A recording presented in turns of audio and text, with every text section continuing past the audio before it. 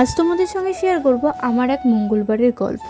বৈশাখ মাসের মঙ্গলবার আমার মা দিদার মঙ্গল সন্ধি পুজো থাকে। এই বৈশাখ মাসের 4টে মঙ্গলবারই এই পুজোটা এরকম হয়। সকালবেলা ঘুম থেকে উঠে স্নান করে চলে গেছিলাম ঠাকুর ঘরে ঠাকুর প্রণাম করতে। তারপরে মঙ্গলবার ছিল তাই হনুমান চালিশাটা পড়ে নিলাম। মা পুজো করেই ফেলেছিল, কিন্তু মায়ের পুজোটা করতে একটু লেট হয়েছিল। তারপরে মায়ের শরীরটা ঠিক মতন অতটা ভালো ছিল না, তাই মায়ের কাছে হেল্প করছিলাম।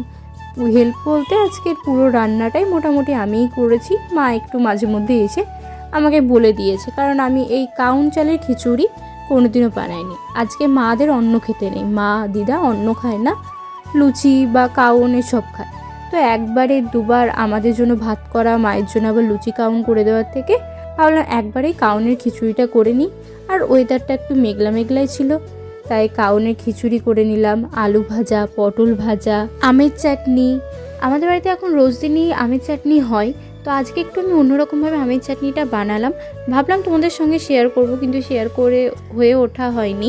ভাই বলছিল আজকের আমের চাটনিটা নাকি খুব ভালো হয়েছিল, তো অন্য কোনো ভিডিওতে ভাবছি তোমাদের সঙ্গে আমের চাটনিটা শেয়ার করব। তো এই যে খিচুড়ি রেডি, সব কিছুই রেডি।